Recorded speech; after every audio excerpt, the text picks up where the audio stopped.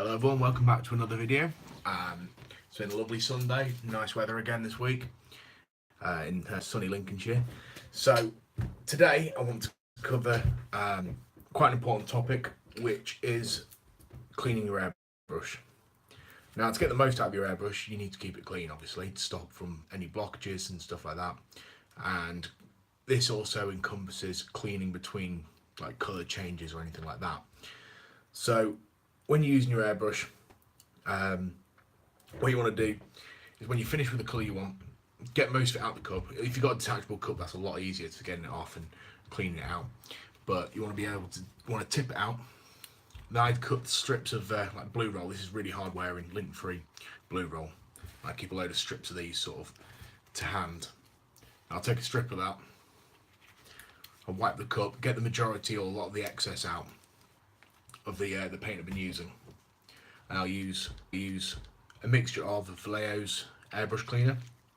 Any brand airbrush cleaner will probably suffice. I just use Vallejo's because that's the paint I use, so I guess it's formulated for getting rid of their paint better than probably anyone else's. I'll put a small amount in there. This tub's quite good because it's got a little sort of squeezy nozzle on the end of it. Put a small amount in, then I'll backblast it. So I'll cover the nozzle, blow it through. This helps clear any paint residue that's built up inside here while airbrushing.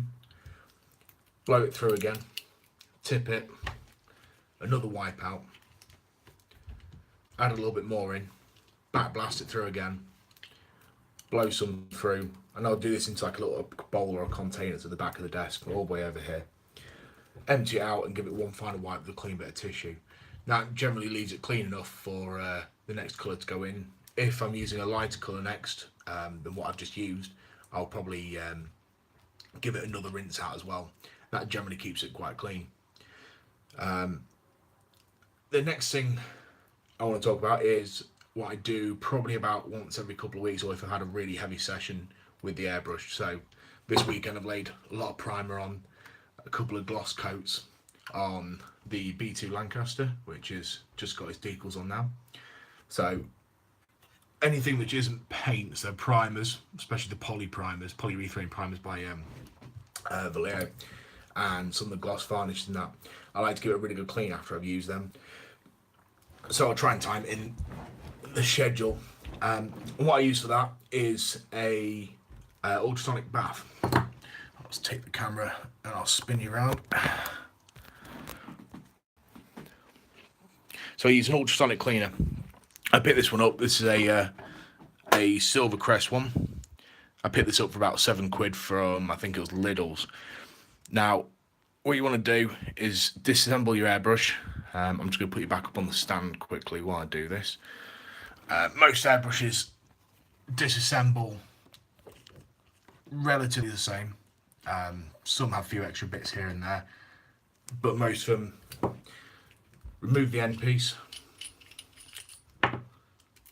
There's a locking thread for the needle.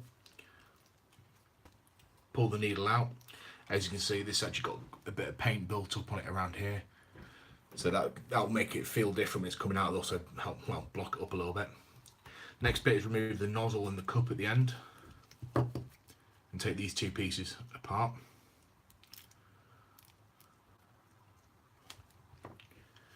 And then you're left with the main body here. So there's another thread here that unscrews. This takes off the spring and the locking mechanism for the trigger and the retaining plate that pushes down on the air release down in the bottom. So they've all come out. Then you can unscrew this part here, which is sort of where the air passes through. That's what the trigger presses on to release the air from your compressor. You can take off the nozzle here. I never really take that off, to be honest here. There's a small tool that came with it, but I'd rather not break that with my fat fingers. So anyway, other things I do use while I'm cleaning it in the ultrasonic bath. This is a little dental, sort of like between your teeth flossing sort of thing. This is good for getting inside the cups, inside there, cleaning out on the inside. I use cotton buds. This is good for swabbing out the inside of here when there's no needle in there. Shouldn't really press anything into there when the needle's in. If you press too hard, you can bend the needle, which will then affect how the airbrush works. It won't retract back as easily. So what I've done, I'll take you down from the stand quickly. I filled up the ultrasonic bath. I'm just going to place the major components in. This isn't turned on yet. So I'm going to place the needle in. I'm going to try and space them apart from each other, because you don't want them to contact. What happens with ultrasonic baths and cleaners like this is that they work by creating vibration in the parts that are inside there. I'll put that bit in as well. So what I'm putting in here is just the major sort of paint components, or areas that bits of the airbrush that actually contact with paint. So yeah, they work by vibrating the parts, and small bubbles of oxygen kind of come off the surface, and gases come off the surface, and it'll basically remove any dirt that's been, or grime or paint or whatever you've got on there. It'll remove it from the surface of the part that's in there. So now I've got it all in there.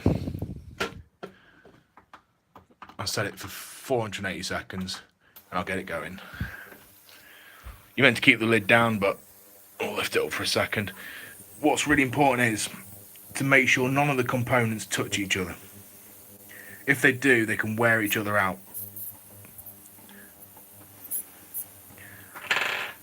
Right, I'm going to take that out because it keeps moving towards the needle, which I really don't want to wear out. Apparently you shouldn't put your hand in there while it's running either, so we'll turn it off in between. Or not. So yeah, it basically vibrates these at a high frequency, which is why you don't want any of the parts to touch each other. So I've kind of locked them inside there, and that's what the tray's for.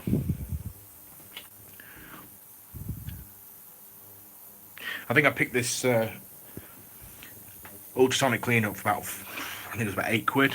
Like I said, from Lidl. It's only a cheap one, because we're not doing expensive jewellery or anything like that. It's just the airbrush, and you can do it piece by piece in there as well. You can there's no real point in buying a super expensive one if it is just for cleaning an airbrush, a single purpose. So anyway, I hope you found that useful. Like I said, keeping your airbrush clean is critical to getting the sort of best out of it.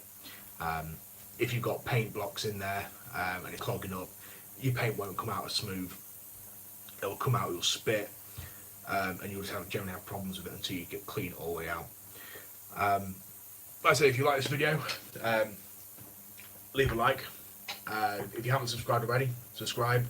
And there's a little bell notification next to the subscribe button now. If you want notifications when I'm doing another video or live videos coming up, press that so you sort of get a notification on your phone or whatever device you're using.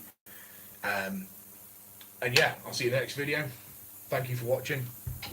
See you in a bit.